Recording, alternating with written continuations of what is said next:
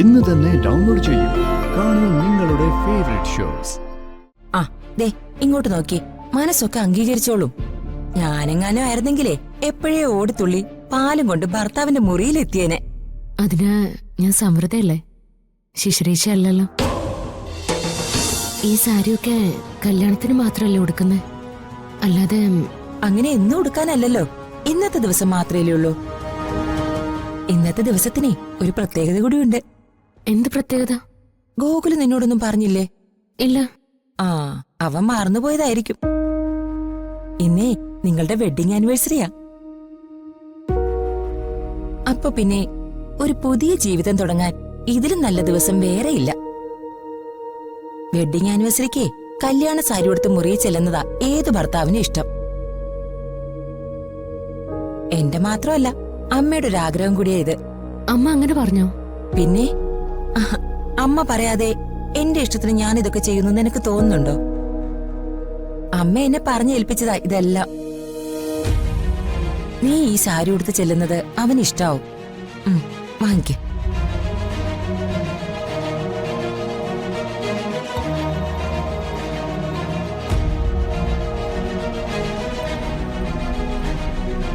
ഈ സാരി ഒന്ന് ഉടുക്ക്, എങ്ങനെയുണ്ടെന്ന് നോക്കാലോ. എത്ര നാളായി ഗോകുല് നിന്നെ ഇങ്ങനെ സന്തോഷത്തോടെ കണ്ടിട്ട്. നിനക്ക് വേണ്ടി എത്രയോ നാൾ മറ്റൊരു മുറിയിൽ ഒറ്റയ്ക്ക് ഉറങ്ങിയവനാ ഗോകുൽ. അവനു വേണ്ടി നിനക്ക് ഇത്രയെങ്കിലും ചെയ്തൂടെ? സാരി ഉടുക്കുമ്പോഴേക്കും ഞാൻ വരാം. ശരി.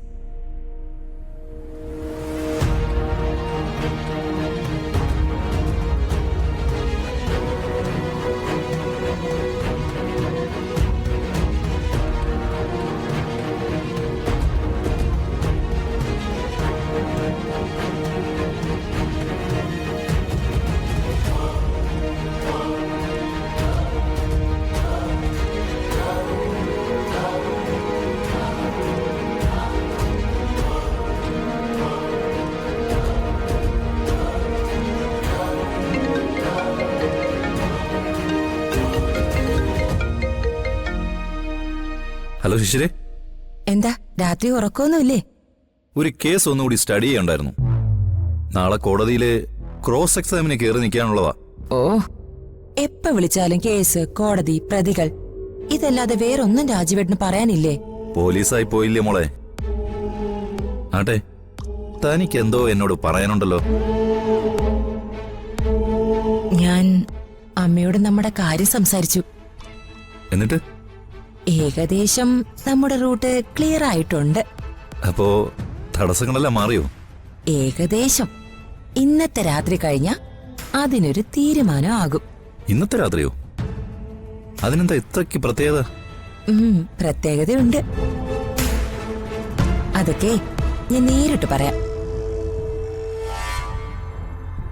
അതെ, നാളെ ഒന്ന് കാണാൻ പറ്റുമോ?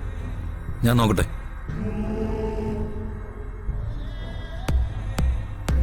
അതെ, എനിക്ക് വേറൊരു ഫോൺ കോൾ വരുന്നു. നിന്നെ പിന്നെ വിളിക്കാം. Hello sir. എന്തൊരു കഷ്ടമായത്. എപ്പ വിളിച്ചാലും നേരെ ചുവന്ന് സംസാരിക്കാൻ പോലും പറ്റില്ല.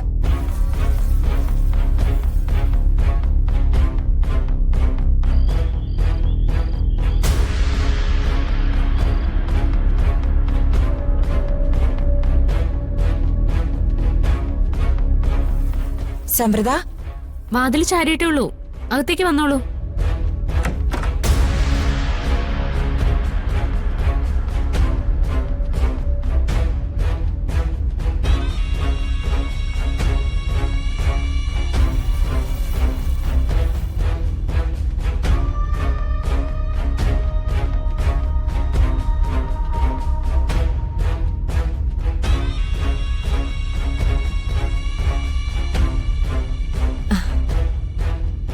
നന്നായിട്ടുണ്ടോ? ഓ എന്റെ ഈശ്വര, എനിക്കിത് വിശ്വസിക്കാൻ കഴിയുന്നില്ല. ഈ വേഷത്തിൽ നിന്നെ കാണുമ്പോ ഏതൊരു കല്യാണ പെണ്ണും തോറ്റുപോവും. ഇത് കാണുമ്പോ അന്നത്തെ കല്യാണ ദിവസം എനിക്ക് ഓർമ്മ വരുന്നേ. ഇതൊന്നും വേണ്ടായിരുന്നു. എന്തോ വലിയൊരു ഭാരം വലിച്ചു കെട്ടിയ പോലെ എനിക്ക് തോന്നുന്നത്. എനിക്കൊരു സുഖവും തോന്നുന്നില്ല. ആര് പറഞ്ഞു? ഇത് അടിപൊളിയാ. ഈ സാരിയിൽ നിന്നെ കാണുമ്പോ തന്നെ ഗോകുലിന്റെ മനസ്സിളകും. ശരിക്കും ആദ്യരാത്രിയിലെ പോലെ തന്നെ. ഇനി കുറച്ച് മുല്ലപ്പൂ കൂടി വെക്കണം. ഞാൻ കൊണ്ടുവരാം. എടുക്കട്ടെ.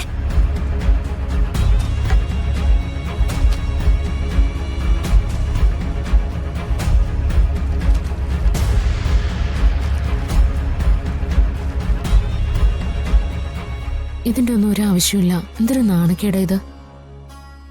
എനിക്കിതൊന്നും വേണ്ട, മാറ്റി വെച്ചേക്ക്. അങ്ങനെ പറയല്ലേ. ആണുങ്ങൾക്ക് മുല്ലപ്പൂവിന്റെ മണം ഭയങ്കര ഇഷ്ടാ. സത്യത്തിൽ നീ ആ ഭാഗ്യവതി. സാധാരണ എല്ലാ പെണ്ണുങ്ങളുടെയും ജീവിതത്തിൽ ഇങ്ങനൊരു ദിവസം ഒരിക്കൽ മാത്രമേ ഉള്ളൂ. പക്ഷേ നിനക്കിപ്പോ ഇങ്ങനൊരു ഭാഗ്യം രണ്ടാമതും കിട്ടി. ഏത് സ്ത്രീയാ ഇങ്ങനെ ജീവിതത്തിൽ രണ്ടാമതൊരു ദിവസം ആഗ്രഹിക്കാത്തെ? സാധാരണ ഒരു സ്ത്രീക്കും അത് കിട്ടാറില്ല. അവിടെ ഗോകുലിന്റെ മുറിയില് ചില സർപ്രൈസുകൾ വേറെയുണ്ട്. എന്ത് സർപ്രൈസ്? അതൊക്കെ പറയാം. ആദ്യം മുല്ലപ്പ് വയ്ക്ക്. ഇന്നത്തെ ദിവസേ ഇതൊക്കെ ഞങ്ങളുടെ അവകാശാ. നിങ്ങൾ ഒരുമിച്ച് സന്തോഷത്തോടെ ജീവിക്കുന്ന കാണാനുള്ള ആഗ്രഹം കൊണ്ടാ ഞങ്ങൾ ഇതൊക്കെ ചെയ്യുന്നേ.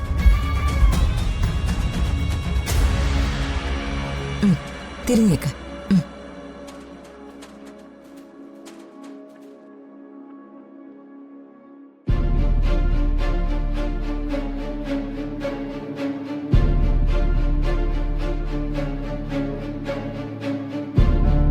ഇനി നീ ഒന്ന് കണ്ണാടിയിലേക്ക് നോക്കി. ശരിക്കും കല്യാണ പെണ്ണെ പോലെ തന്നെയില്ലേ?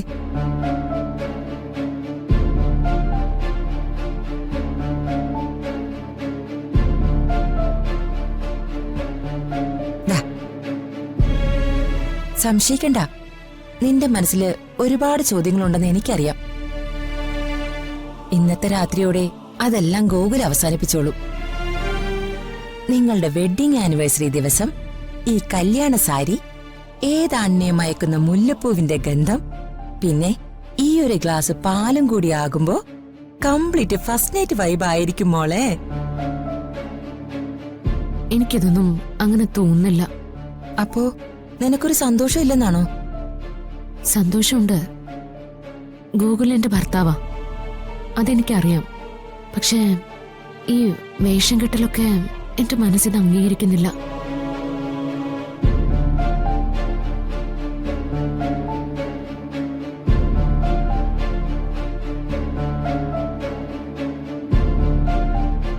ദേ ഇങ്ങോട്ട് നോക്കി. മനസ്സൊക്കെ അംഗീകരിച്ചോളും. ഞാനെങ്ങാനും ആയിരുന്നെങ്കിലേ എപ്പോഴേ ഓടിത്തുള്ളി പാലും കൊണ്ട് ഭർത്താവിന്റെ മുറിയിലെത്തിയേനെ.